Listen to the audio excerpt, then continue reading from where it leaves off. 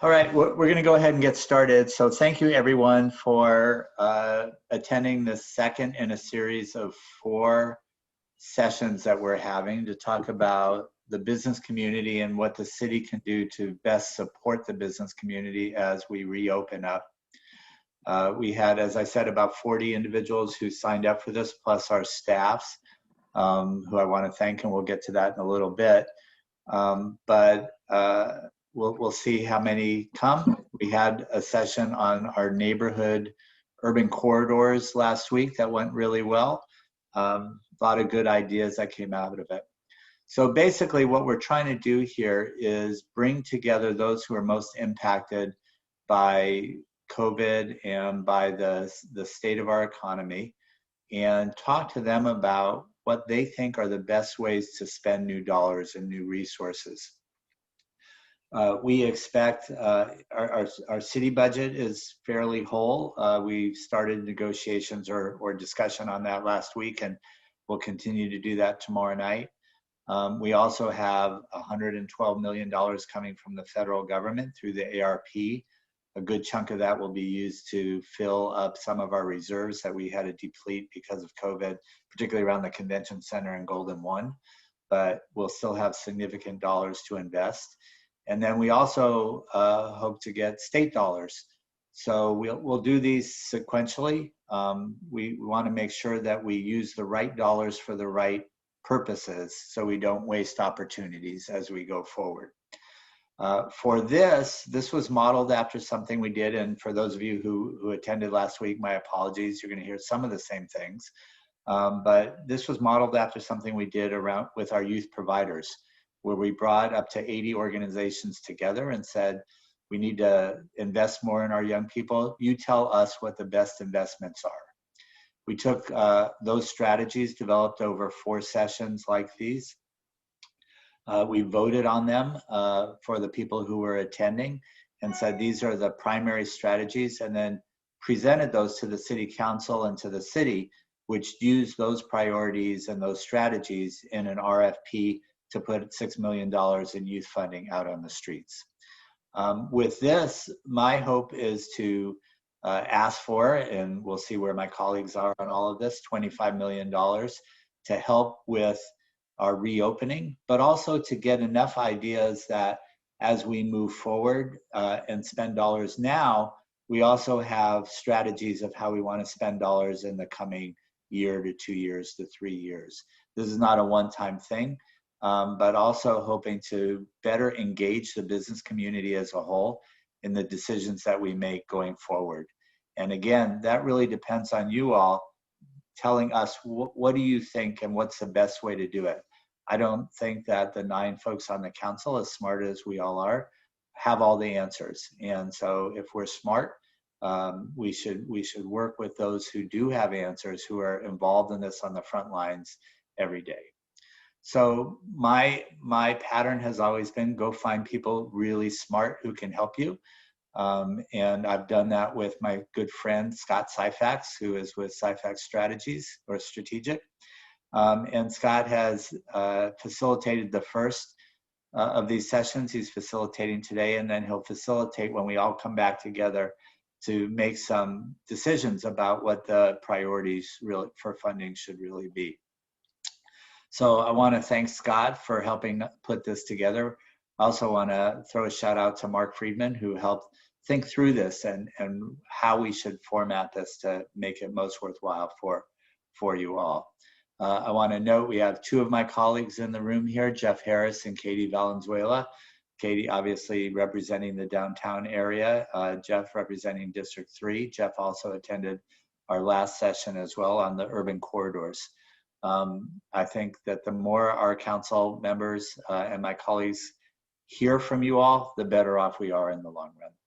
So with that, again, I want to say thank you to all of you. I want to thank the economic development staff of the city, as well as the staff of District 5. And I'll turn it over to Scott. Thank you, Vice Mayor Schenirer. And thanks to all of you for taking time out of your day today to participate in this discussion.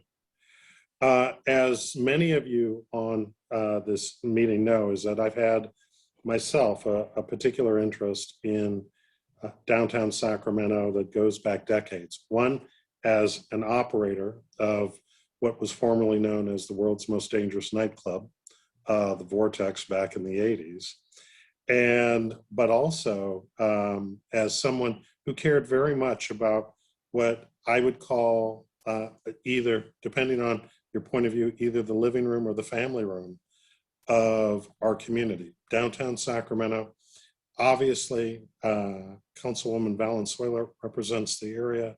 A number of you live, work, and play within the downtown, but it's a community asset that belongs to all of us who are Sacramentans who care about not just our downtown, our neighborhoods, our city, and our region. And so thank you all for taking the time to participate. We have a very short agenda in terms of its items where you all are not talking and pouring forth your own creativity. But I did want to run through just very quickly the agenda that we do have. Number one is we're going to do a little bit of level setting. So we're going to spend a very brief few minutes going over some of the data related to the city at large, but also the downtown specifically, so that we all understand where we are at this moment today. Secondly, we're going to frame out the topic a little bit better, and we do have a couple of discrete questions that we want you all to take some time, think through, and really pour forth on what it is that you're seeing, what you'd like to see, what you didn't like seeing, and the like. We'll then move into our breakouts, and we're going to ask each one of the breakout groups to choose their facilitator to discuss the questions that we're going to put into chat for you, so that way you have an easy way to reference them. And then we're going to do report outs so that we can hear your thoughts and your suggestions and ideas as we move forward toward our final two meetings. Last two meetings, one is going to be on clean and safe in terms of talking about public safety, quality of life, and those sorts of things. And then finally, we're going to bring everything together and try and come up with a comprehensive punch list of things that you all and your colleagues that are participating in the other meetings really believe are important in order to get us economically back to where it is that we need to go. In order to guide these conversations, Julie, next slide, please. We've got a couple of ground rules, and I personally love ground rules because to me they're kind of like the tracks that guide a train to make sure that we stay moving toward our destination and we don't go, over to the side. The first one, and I would really, really urge all of you to be cognizant of this one, is that everybody participates and no one dominates. And that is that we all have different styles of communication, and some of us tend to be more verbal than others. Please take the time in your breakout rooms to, if you hear someone being a bit silent or hasn't had a chance to contribute, either nudge your facilitator or personally prompt the other person and make an inquiry as to whether or not there's something that they want to contribute, but frankly haven't felt that they've had a chance to put in yet. We want to make sure that everybody participates. Second is, let's build on ideas. One of the most beautiful things that I can encounter when I do these types of sessions is where it is that effectively we all come in with sheet music, and our sheet music are our experiences, our perspectives, our learnings that we bring into the conversation itself. But once we get past the sheet music and someone offers up or plays their particular song, one of the greatest things that you can witness is watching people play jazz. And jazz is something where we feed off of each other, where musicians feed off of each other, and improvisation, but also creativity and those wonderful aha moments get started. And so what I'm hoping is that everyone will build on each other's ideas. And if it's an idea that you might have a disagreement with, be in a mode of inquiry. And before you react, ask the question, where is that coming from? Well, what's driving that particular either idea or proposal or perspective?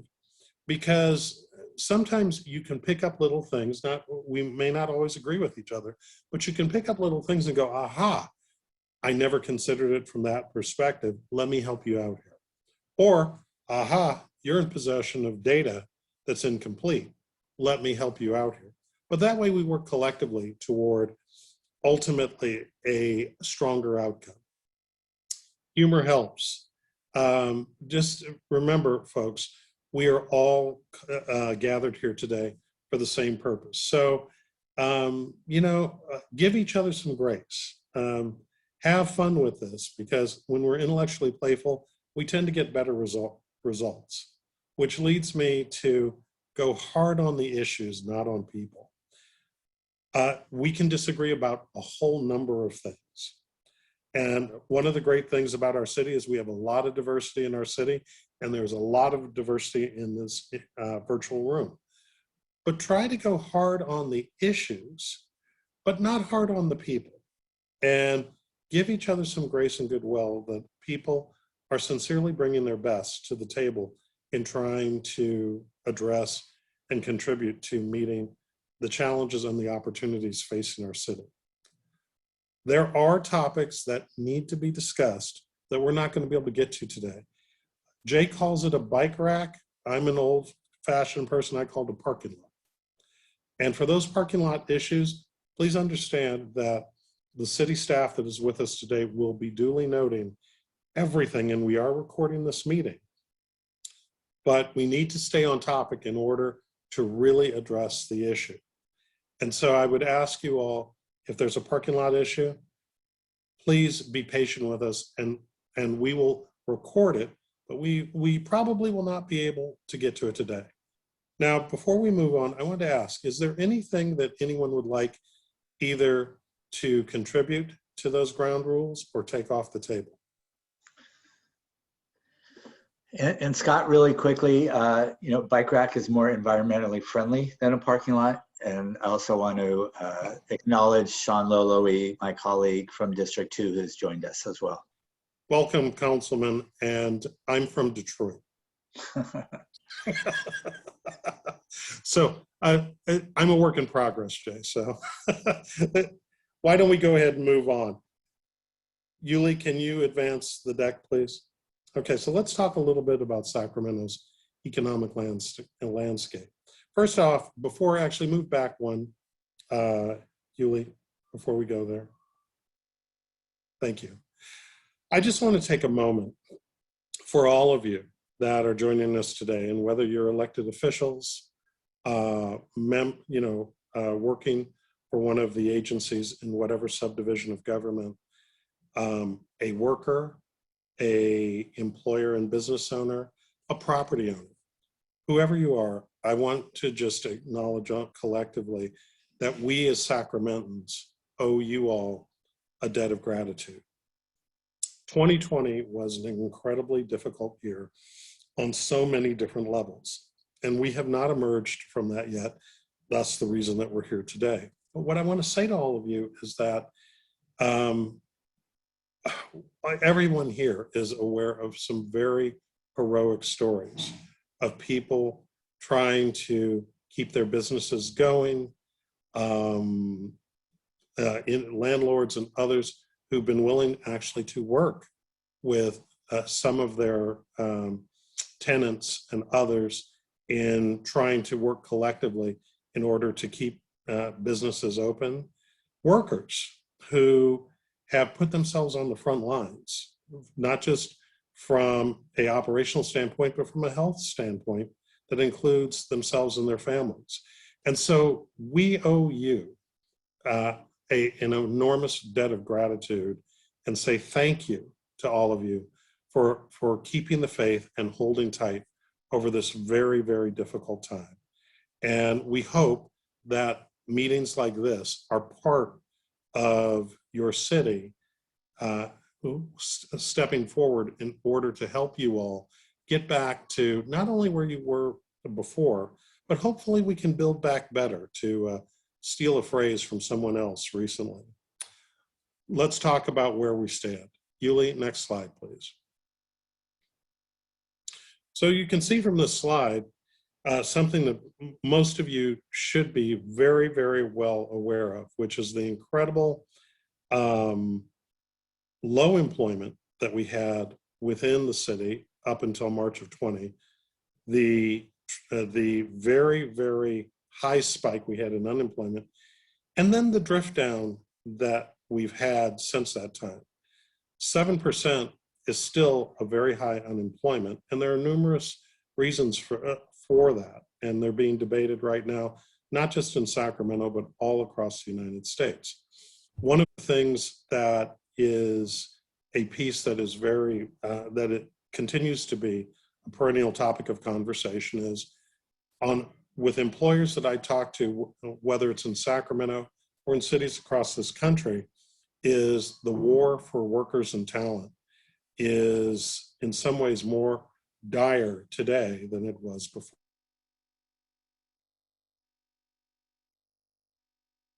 Theories as that workers are an incredibly important part of solving the equation, not just related to unemployment, but in order to allow our businesses to be able to resume complete operations and even thrive and expand beyond that. Next slide.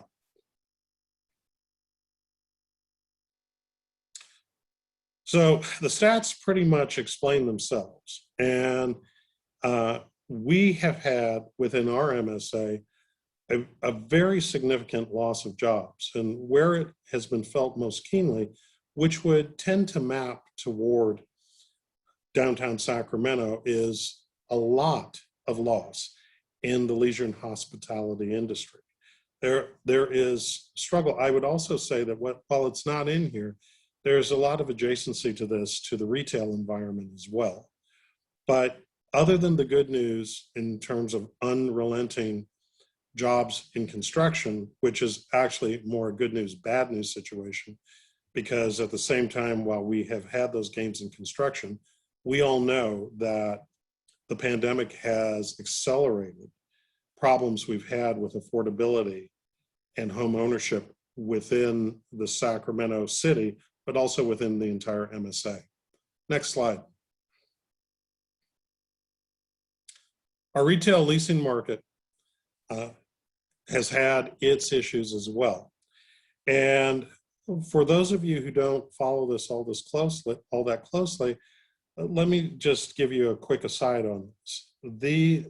That retail vacancy rate, even when you consider what space is going for on a square foot standpoint, is a struggle for landlords. And I realize it is politically unpopular to talk about landlords, developers, and the like, and that for some, they are not necessarily folks in need of help. Well, I'm going to tell you that as a person who has worked in this area for a number of years, that is totally not the case, in that while we read about stories of sometimes bad actors, at the same time, in working with property owners and those who do leasing, it is very challenging out there because, frankly, the store owners themselves aren't able to generate enough revenue to be able to pay their rents.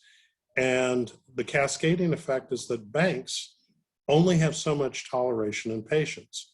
And so that is a reason that we have to really look at the continuum of our economic situation within the Sacramento region, within downtown Sacramento specifically, because it goes all the way from those that own space to those that lease space to those that work in those spaces and those who populate those spaces in order to consume the goods and services that are provided. Next slide.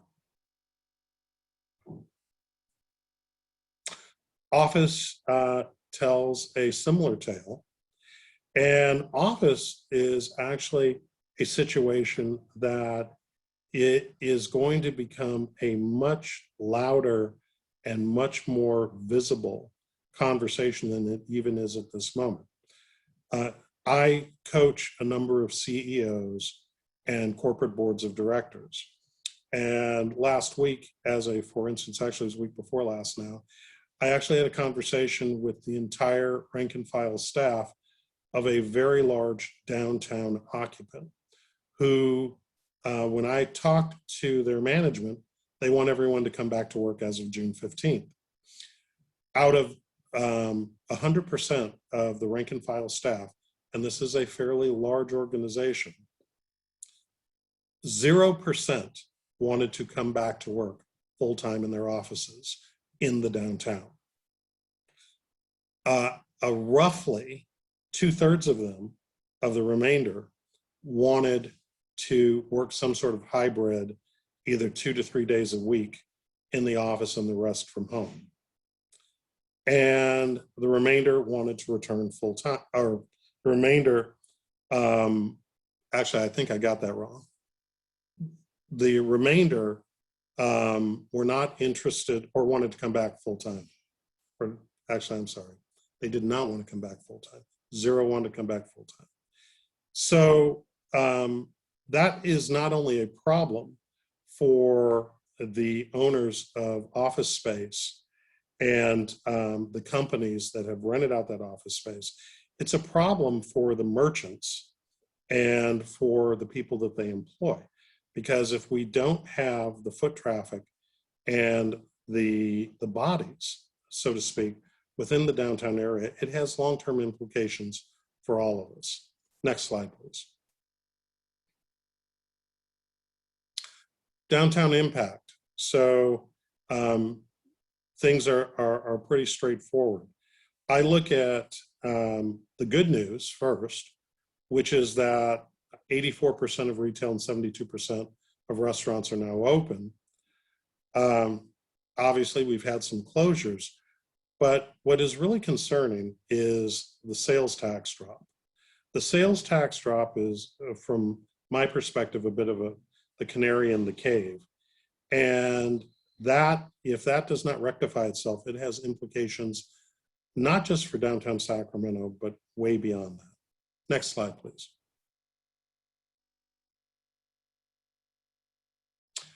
So the DSP did a survey between October 1st and November 30th.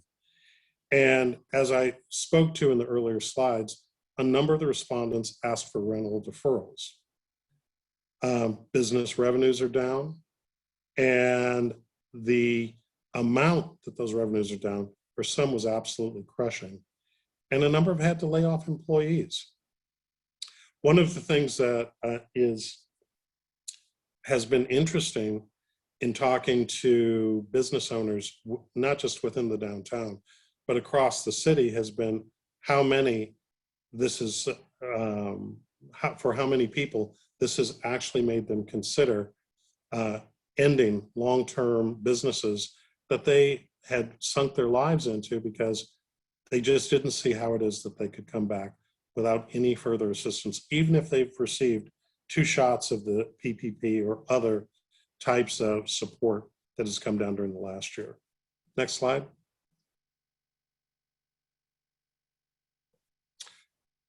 And this issue is one that is going to be discussed at our next meeting, which really goes to the whole issue of clean and safe.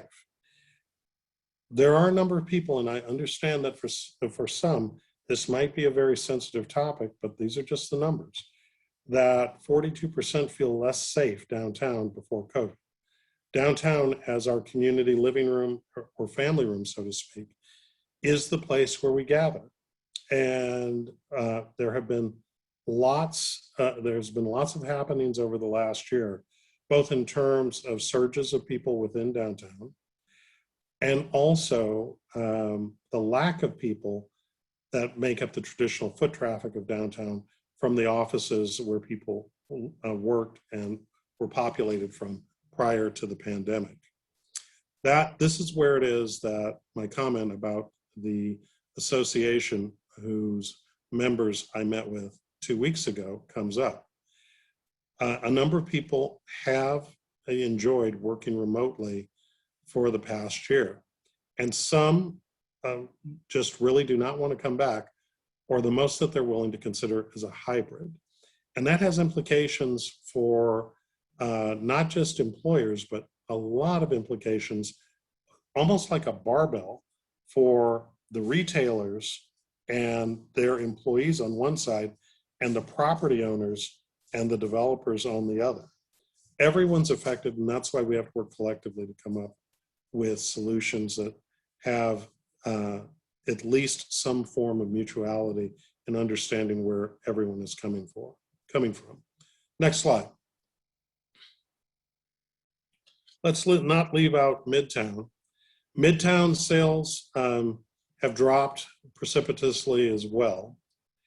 And I guess the good news is that we have had 38 new businesses that have opened in Midtown since April of 2020. Those folks really deserve a hand, because this hasn't exactly been the time where it is that you would think about opening a new business typically. So very brave souls, and I know that we all wish them collectively as much success as they can hold. So why don't we move forward? Yuli, next slide, please. We are going to go to our breakout room discussions, and so the assignments are random. Please understand, if you're not in a room that you like, there was no hand behind the curtain like Oz putting you into a room with whoever it is that you end up with. Council members will be in the room, but because of Brown Act provisions, they will be purely in listening mode. I would ask you, each of you, to choose a facilitator. There will be a member of staff in the meeting who will scribe, but we need a facilitator from among one of you to lead the discussion and to move through the discussion questions. And yes, all of the breakout room conversations will be recorded. So at this point, Yuli is going to do the honors of moving you all into breakout sessions. But before we do, I wanted to find out, Vice Mayor Schenirer, was there anything I missed that we need to cover? No, I think you covered it, Scott. If we did miss things, I would hope folks who are in the breakout rooms will bring them up.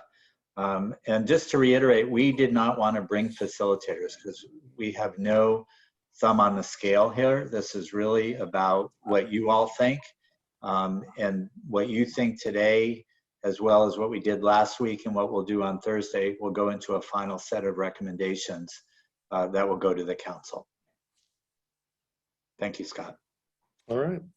All right. Any final questions before we transition? Yeah, I'm sorry. The only other thing people should do is also choose someone who is willing to report out. We're looking at about a 5-minute report out from each of the 4 sections. And we will have everyone out certainly on time by 1 o'clock. And we appreciate you giving us these 2 hours today. This is incredibly important and critical as we think about the future economy of the city of Sacramento. All right. Yuli, please move forward.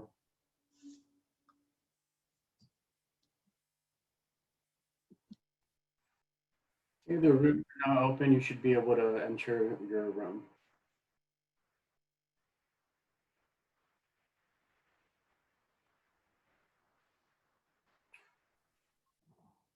And then Scott, I left you unassigned. I made you co-host, so you're able to jump in. You should be able to jump in. Thank you. Hey, Satiri, how are you?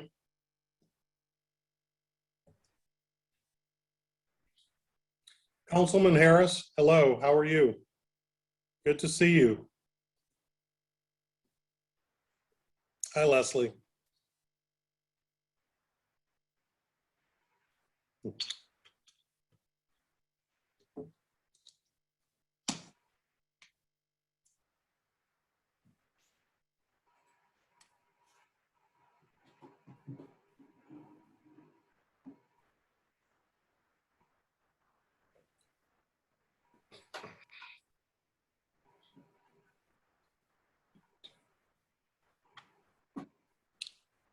I had the opportunity to cycle through the discussion rooms, and all of them were very lively.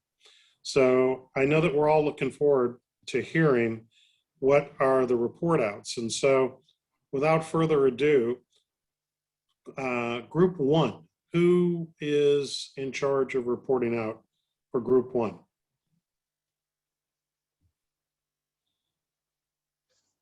That's Gina. Gina Lujan Armstrong. I was gonna say I don't know what group we were in, so yeah. So I'm group one. Okay. The floor is yours, Gina. Okay. So are we going to discuss the first topic or all of them? You're going to go through your answers to all three of the topics. Okay. All right. So on the topic of what challenges are affecting our business in full recovery, a lot of it was empty space not being utilized. So we have a lot of empty space currently. It seems that there was a lot of disruption during the pandemic by protests and violence and damage, which left people feeling unsafe. The streets are lots of lack of cleanliness downtown, as well as our employees and business owners not going back to not feeling safe because of the boarded up windows, because of the disruptions, loss of revenue due to the pandemic, as well as the protests.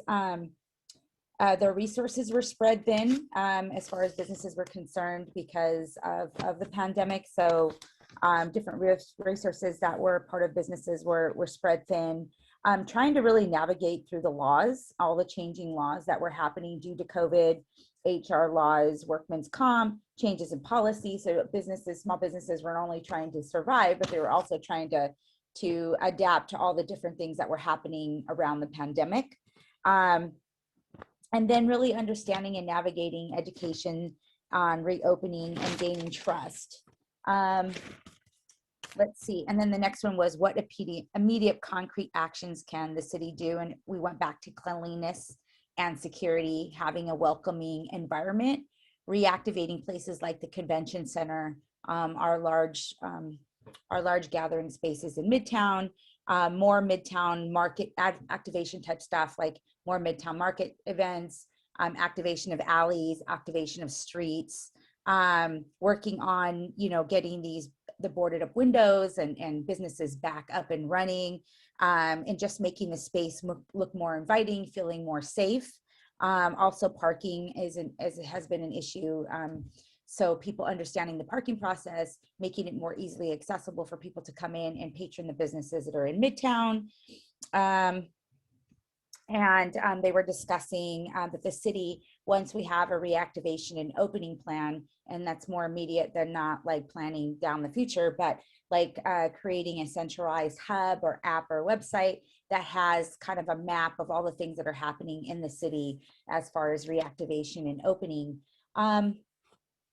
Let's see, immediate action and no bureaucracy, like not bureaucracy, but trying to eliminate the bureaucracy and having immediate action for businesses that are trying to reopen or activate or start something. So it's not such a heavy load and a hard process to be able to get those things done.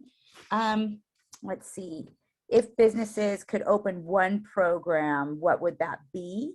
And our group decided that activation, so working on activation, citywide activation, as well as like streets and businesses, events and everything, and everybody working together to reactivate and reopen Sacramento, and then also supporting employees. It was a different question was asked, is like, what can we do as far as employees are concerned?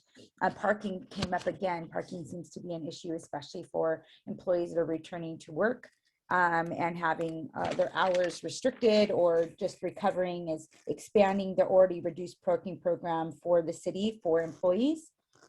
And that seems to be, and then also working with the electric scooter and bike partnerships to help welcome people back into Midtown and get them up and going and not have to worry about transportation or parking. That's all. Did I miss anything, guys?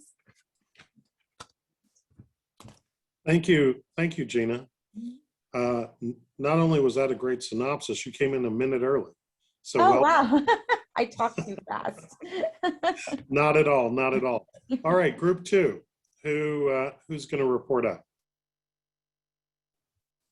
Yes, that is me. Thank you, Scott. My name is Giuliano Kornberg. I'm the Chief Revenue and Development Officer of the Sacramento Philharmonic and Opera, Sacramento and Opera, excuse me. I was with Lyle Jones from the Crocker and Russell Austin, so there was much more of a cultural bent to our overall conversation, but I think that's what made it fun. So in terms of the first question, what challenges are affecting your business and moving toward full recovery? I think a lot of our conversation, Gina kind of said it, the safety and security issue. Do people feel comfortable or as comfortable as possible to actually coming down? I think the parking, Lyle brought that up a little more in the focus of question 3, but do people feel that generally there aren't a lot of barriers to coming downtown? Because I think our answer most general to that first question was, well, will people actually want to come down, whether it's for work, whether it's for fun, work, play, whatever? That was kind of a lot of our conversation. So in terms of people actually coming back to work, we spoke about the importance of coming up with a really strong, successful, is it hybrid? Is it all remote? Is it all work from home?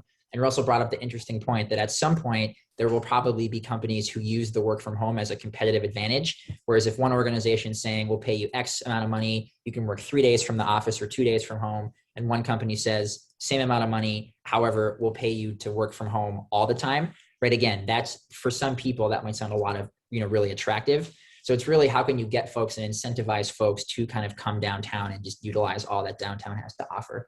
So I think a lot of, the other part of the conversation that we focus on was what can you do to incentivize from maybe a more programmatic perspective to get people to come down? Are there more, there's a farmer's market on Thursday. Can we do more events like that utilizes performances, maybe some, artistic events, food events, technology events, things like that again, are not maybe necessarily harming any businesses or business owners, but are saying, hey, employee X or employee Y, if you come down on this day, there's this thing at 10 o'clock, there's this thing at 12 o'clock, there's this thing at 3 o'clock, certainly you can stay at home, but these events are happening today. And, maybe they're funded by the city. Maybe there's a certain amount of sponsors from businesses. Again, from the more programmatic perspective, the answer to try to get people to actually come down, because I think we all agree that the more people there are downtown, right, frequenting these businesses, doing different things, businesses will be more likely to have a full recovery. So again, how do you get people to come back? Perhaps more programmatic. In terms of what immediate concrete actions could be taken, again, we focused a lot on the kind of artistic and the education perspective, just based on who is in the breakout room. So I think both Lyle and I, we focused a lot about how can we get our maybe digital artistic or digital classic or digital performances in front of people. So I think the education perspective, whether it's for kids, whether it's for adults, whether it's for whoever, right? How can we try to monetize and just be able to, fulfill our mission, even though it's digitally, in a more financially savvy and successful way? But that, of course, brought up a different question, which is, there is a bit of a digital divide here. And of course, if we're doing everything digital, right, or digitally via Zoom, via Vimeo, whatever it is, how can we make sure that people who might not have access via Wi-Fi, via broadband, actually get access to these different programs? So is that setting up hubs with libraries or, co-op spaces or whatever it is? Is there a place that people can gather, right, to have access to whatever program it is? Is it digitally? Is it whatnot? Because I think we all agreed that while coming back live in person would be the most ideal for whatever it is, there will be some sort of digital opportunity. So trying to kind of further and bridge that digital divide so that everyone can enjoy as much programs or as many programs as possible. I think that was a large part of our discussion. And I guess the last question in terms of what the city could focus on, again, it's tricky because coming up with one thing is really difficult, but I think Gina kind of said it, the activation of spaces, just to incentivize as many people as possible to come back and see something that they otherwise might not have seen if they were staying at home. Lyle brought up parking. I know I said that, and just generally reducing some of the barriers to entry. And one of the things that I'll wrap up with, again, from the arts perspective, the CARES Act funding was terrific because, yes, certainly there were restrictions in terms of how you could spend the money, PPE, staff, whatever. But I guess there was a bit of an unrestricted feel in the restricted funding. So I think, from a funding perspective, allowing businesses and organizations to do what they do best, right, which is their mission or make a profit and provide services to people, if funding could be provided in as unrestricted manner as possible, I think that would be really helpful going forward in allowing everyone to come back and do what they do best. So that was the gist of what Group 2 spoke about. Gee, well done. Another overachiever at 4 minutes. Thank you very much. Group 3. Hi, Emily. I will report out for our group. We had Bay, Jenna, Brandon, Dr. Starks, and Jay in our group. So I think there were some pretty consistent themes. So some of these are going to sound a little bit repetitive, but I think it highlights why they're so important. Really clean, safe, and welcoming was the crux of our conversation. Everything really stemmed out of how do we make sure that this is a place where people feel safe, where they want to enjoy, and where they feel welcome. There was also really a focus on, as we talk about recovery, the incentives that are going to be necessary to attract people to our clean, safe, and welcoming place. So there were really 3 categories within that. The first, I mentioned focusing on the baseline. So what do we need to do to make downtown, in particular, those key arteries, feel clean, safe, and welcoming? So you've heard probably in the past a conversation around a hospitality zone, but really focusing on K Street and the connectivity starting at the Old Sacramento waterfront through Doco, the arena, walking up K Street to the convention center to Midtown. It's that connectivity point for the central city and really putting an emphasis on what it's going to take to make that feel clean, safe, and welcoming. So things like an enhanced level of focus on public safety, trash, power washing, making it feel clean, infrastructure, lighting. For those of us who have walked down K Street in our high heels, things like that that matter. And then accessibility. What is so unique, especially again, focusing on K Street here, is the fact that it is a very pedestrian-friendly environment. So what do we need to do to make pedestrian scale walkability enhanced there? So looking at policies like moving light rail off of K Street, looking at how we make special events easier to happen on that area. That second bucket was economic development opportunities. So within that, looking at starting at first, the business support level. So how do we make sure that business continues to have access to capital, access to training, and really access to information? Clear and concise information above all else was critical, not only in accessing capital, but in accessing opportunities to go digital, to look at other opportunities to support their business, and not just existing businesses, but looking at startup businesses. How do we help entrepreneurs who have ideas? We heard there have been over a couple dozen new businesses that have opened during the pandemic. So how do we leverage that moving forward? But also looking at reaching people where they are. So again, that digital divide is real no matter where you are, and understanding that the best outreach in the last year really happened when we went out to the businesses and made sure that they had the information. Also making sure it's holistic. So we talked a little bit about mental health and wellness, not just capital health and business health. And I think, over this last year, we saw with businesses how critical that was and how we can leverage the outreach that we're doing, not only to access capital, but to access resources to support the mental health of our business owners. Then leveraging this last year has made Sacramento a very attractive place, not only to develop and invest, but to bring new development activity to meet the needs that we have in our community. So how do we look at things like public and offsite improvements, or looking at how we can streamline, not necessarily the building process, because our planning department is great, but how can we streamline so that it's not as bureaucratic and that employees are empowered to help the process move along as easy as possible. And again, looking at how development is tied to our larger economic development strategy and how development helps to fund the necessary public services that help everyone in the city. Finally, again, going back to that theme of incentives, looking at city policies that can continue to leverage what we learned in the last year. So things like alfresco, parklets, pedestrian travel and opportunities to enhance things like event venues that might need a greater footprint because of social distancing in the future. How do we make our parks a place where people want to be? And then the third bucket is really looking at how do we bring people back into downtown and to spend their money here. So could be things like, again, incentives, whether it be for employees, looking at potentially hiring credits or hiring retention. So could there be signing bonuses or other things that could help to get people in the door, job seekers and employers who who are looking to hire and restaff to be able to recover. Also looking at office tenants, how do we incentivize them to come back, feel safe, spend money? So could it be things like a gift card program or other incentive opportunities to get them back in their offices and spending dollars downtown?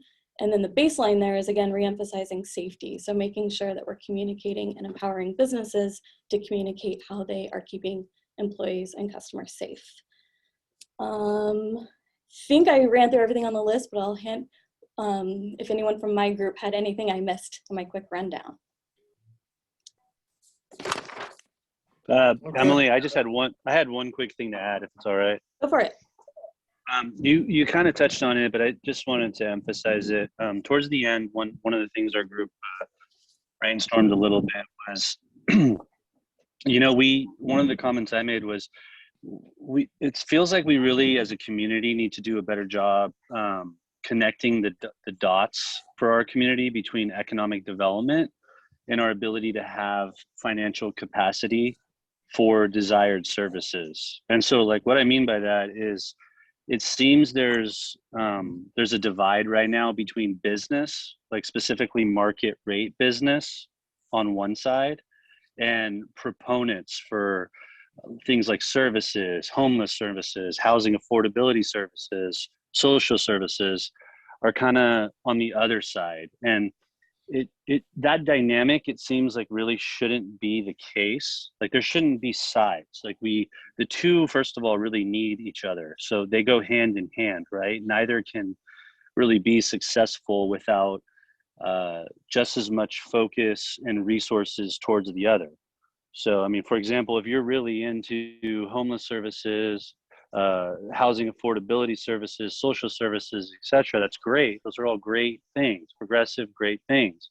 But if we don't have tax base and just as much focus on economic development and business, then we're not going to have the capacity to truly realize those services. And then on the other end, if you're really into business, you really can't make those businesses or those market rate developments or whatever, fill in the blank, reach its pinnacle if you're having, issues when it comes to fully funding or focusing on services, and you're creating more clean and safe issues in the community. So we kind of touched on how those just go hand in hand. They should all be one.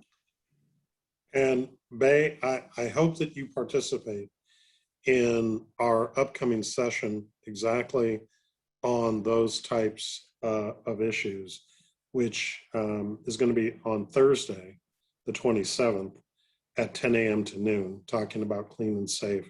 But as all of us know, if you go down a few more layers, there is a relationship that between economic development and the adequate provision of social services. So hope that not only you, but everyone else will join on that one. Why don't we move to our last breakout group, Group 4. Who's going to speak for Group 4? That's me, Scott. Hi, everyone. So I'll get right into it. And I will say a lot of this is echoing what everybody else has said on this call, with a few additional points here. But as far as the challenges go, one thing that our group was discussing is a lack of employees, and the lack of being able to connect those businesses who are opening or trying to open, and connecting them with job seekers. I think Michael Alt made a good point that right now, currently downtown's at only 20%. And so as we try and move to a recovery, we see that may be an issue where it could be detrimental to a business. And after being able to survive all of this, they may not end up surviving because of that. So that's a huge challenge right now that we're all seeing.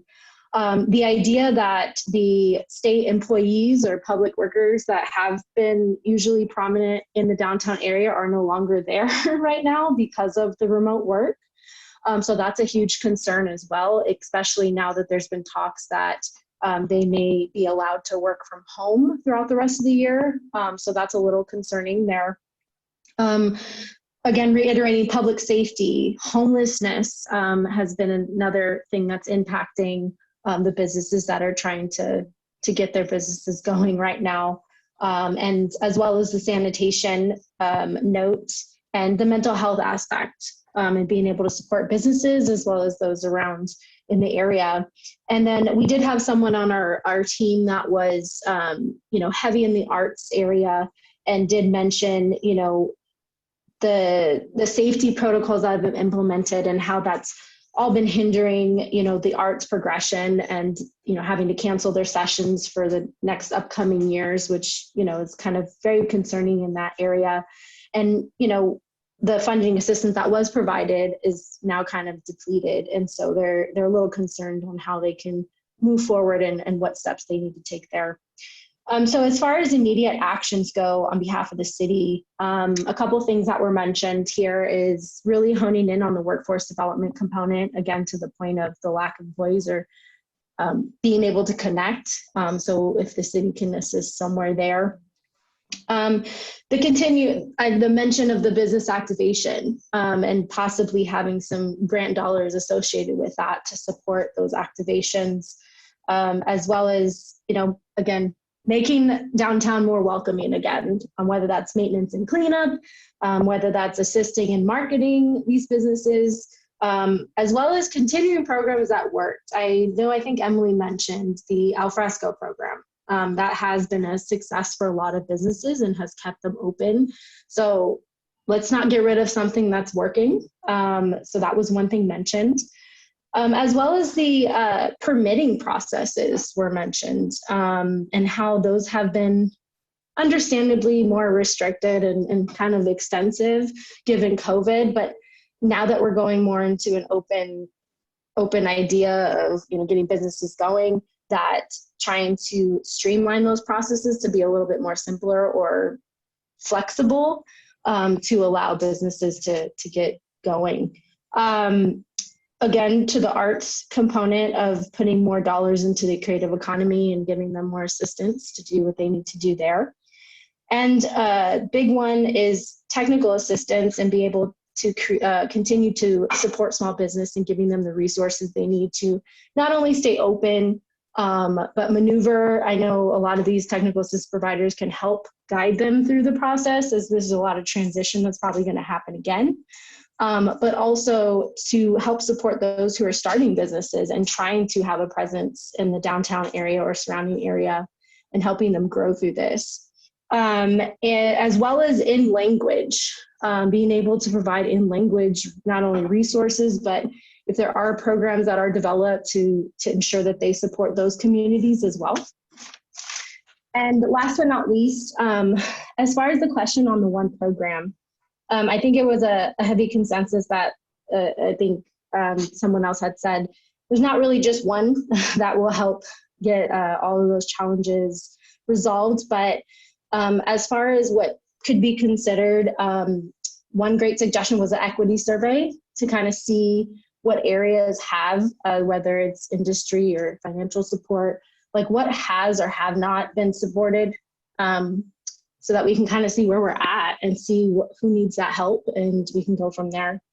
And then also what was mentioned is downtown's only as good as their surrounding areas. So to continue to support the older commercial corridors that surround downtown, because if they're good, then downtown's good, and people will funnel in from those outside areas to support them through any resources, business resources or financial resources, whatever that looks like, to continue giving them the support they need.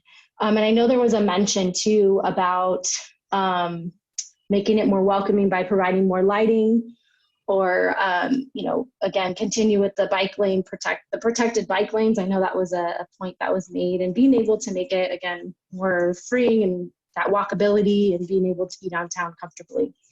And I think that's pretty much it. Did I miss anything, team? Was there anything else I need to add? Okay, I think we're good. Well done. Thank you so much. Well, that concludes the report outs from the breakout session. Before I turn it over to Vice Mayor Schenirer for some final thoughts, just wanted to remind you all of the schedule coming up. Clean and safe and quality of life issues will be the next session. That's going to be this, or coming up on Thursday. May 27th from 10 a.m. to noon. And then finally, priority setting on Thursday, June 3rd from 12 noon to 2 p.m. And by mid-June, this is all going to flow into the council discussion in terms of what sorts of investments should the city be looking at from the American Rescue Plan, and that this is where it is that the priorities of this gathering today and the subsequent gatherings in front of us and those behind us will feed into. With that, I want to just say thank you for your participation. Every session, I learn more and more from visiting you all during your conversations. And I think it bodes well for our city that we've got so many committed people, both new faces in this session and faces that were with us before, but all aligned and committed to getting us back to where we were and then beyond that. So with that, Councilman Schenirer, the floor is yours. Yeah, thank you, Scott. And thank you so much for helping us out here on this. Just a quick note, when we do the priority setting on June 3rd, we'll also ask the city's economic development department to come in and talk a little bit about what they're doing, just so people get a good understanding of that. And again, I just want to thank everyone. We will take this information. We'll take what we hear on Thursday, and I hope you all will attend. That'll be a very good and interesting discussion. On the 3rd of June, we'll let people actually vote for their strategies. We'll put it all together and say, this is what we heard.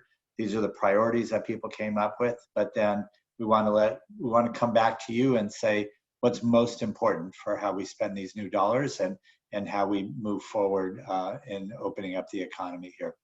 So with that, again, thank you for your time and hope to see you Thursday. Have a good day. And if I could ask the city folks and my staff from D5 to stay on the line, we'll do a quick debrief.